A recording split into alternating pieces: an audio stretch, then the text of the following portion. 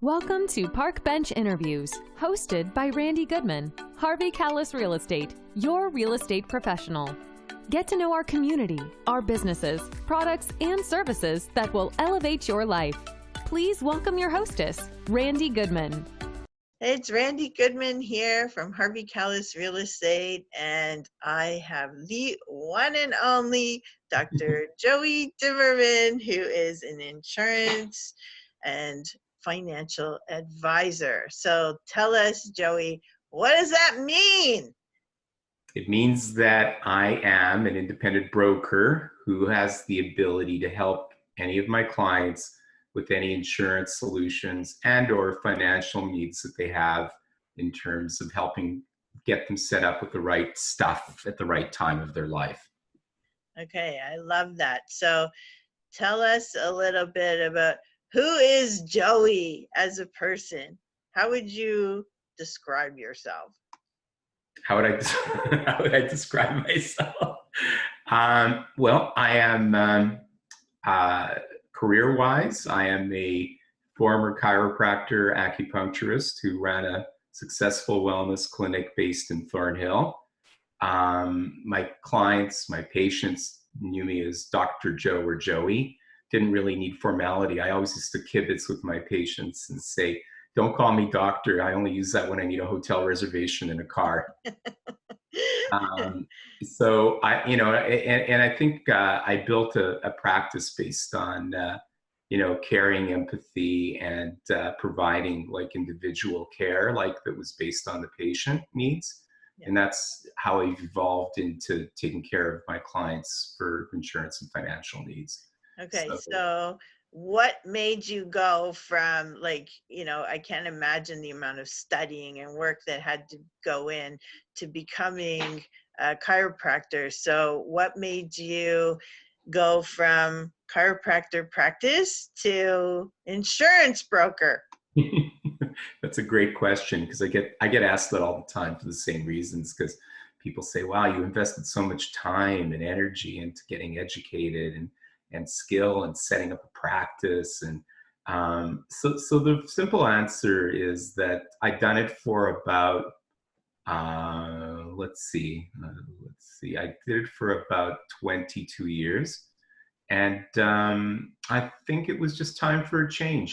Physically, there's a lot of wear and tear on one's body, mentally and physically. Right. You're constantly working really hard every time you're with a patient. So you can't hide behind a computer. You can't basically just hand out a prescription pad. So I knew that there was going to be a point in time where the wear and tear would just basically make the decision for me in terms of the ability to practice. And I have colleagues and friends who are on long-term disability because they've damaged their back. I've got another one who damaged her knees and she can't stand long enough to practice. So I didn't want to be one of those people. Right. So it was really for proactive reasons. And I had family in the insurance industry who'd done quite well, and they've been bugging me for many years to think about it. And I was ready, and I thought about it, and I transitioned into a completely different career and sold my practice to a lovely guy who retained all my patients and is still there today. Wow, that's awesome. So yeah, and you're very relationship based anyway, right? You build a lot of relationships, even with some of your clients from the practice. So I know you've taken that into your personal life, and then of course you can transition that into the insurance world as well. And so it's phenomenal, and everything really is relationship based. Can you tell us a little bit about building your business in that way? Yeah, that was pretty simple. I think you're absolutely right, Randy. Like, I think that the fundamental core behind relationships is trust and integrity and reliability. And when you do that in one career, it can easily transition into another, because what I'm doing now is service based, and really the ability to retain and build relationships is just based on the fact that people trust you, and they think that you have knowledge, you have integrity, and you're basically doing what is best for them, not what's best for you.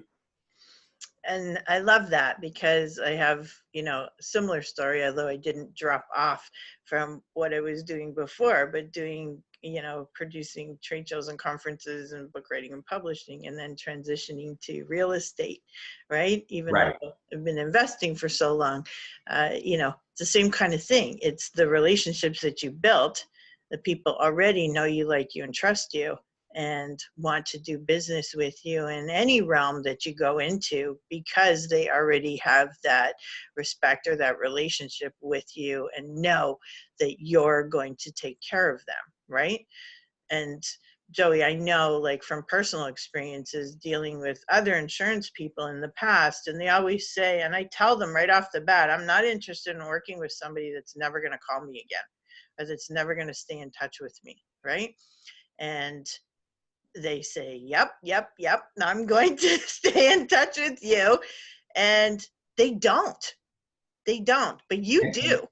Yeah, sorry to interrupt you, but the interesting thing about that is, there are two things. Number one, it's never been easier to stay in touch with people. So it's so easy, whether you do it in an automated basis where you flag your files and you say, I want a list of people who I haven't spoken to for a year or 2 or 3, whatever that milestone is.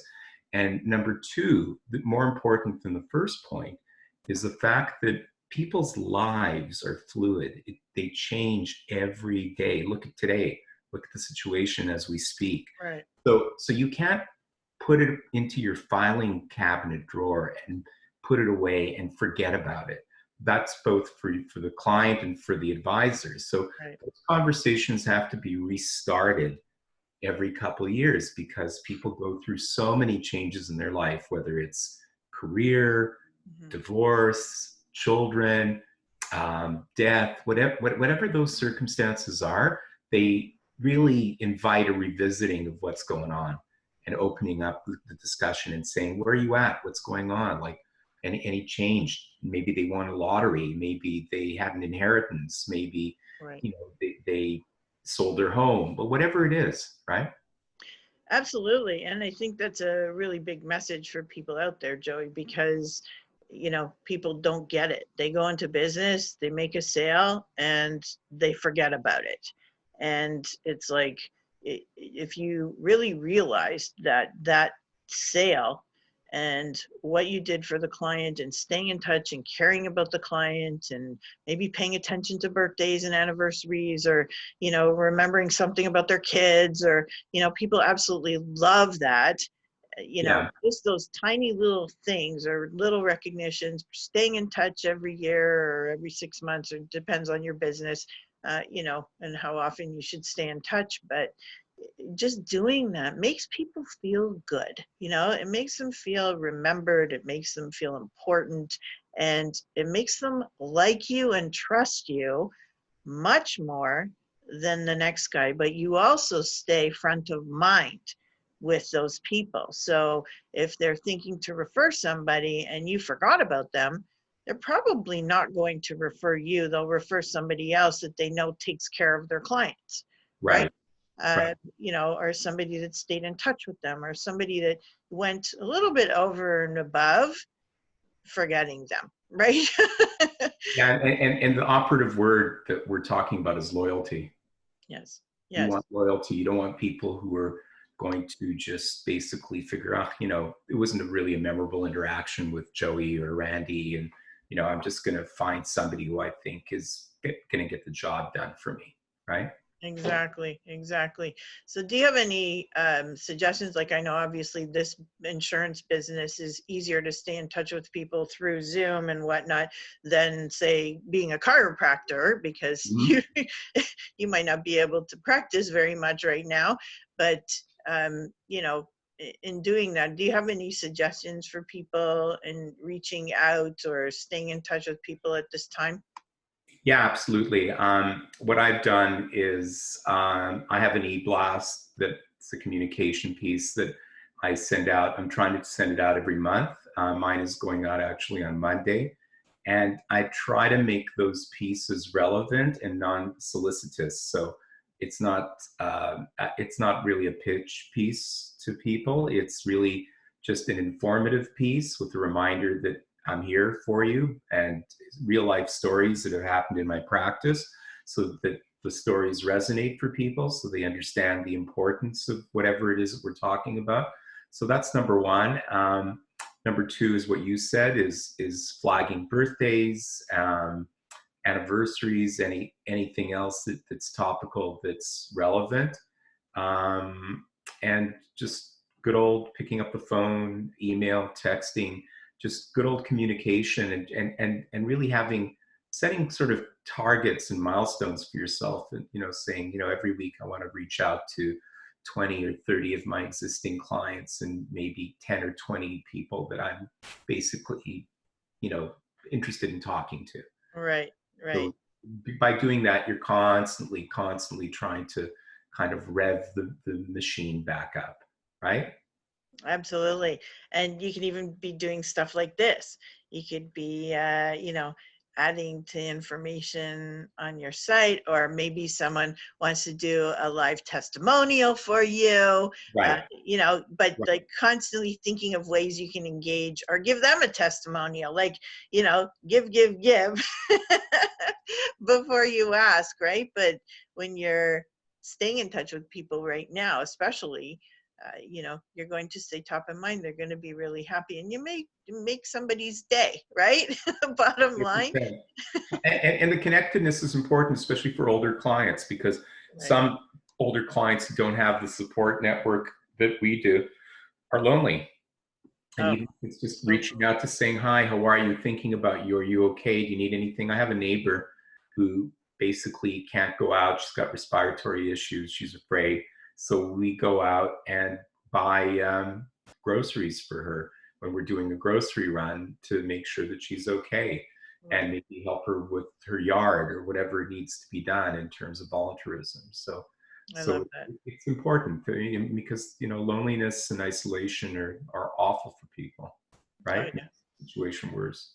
Yeah, and nothing makes someone feel better than making that phone call, or having a Zoom or a FaceTime or whatever device you're using, but also doing things like you said. There are people that can't get out to go buy groceries, or are afraid to get out and go buy groceries. And if you try to buy online, unfortunately, it takes like weeks to get anything delivered, because the demand is so high right now.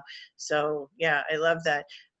Joey, you also give back to the community, and you're charitable. Can you tell us a little bit about how you stay involved?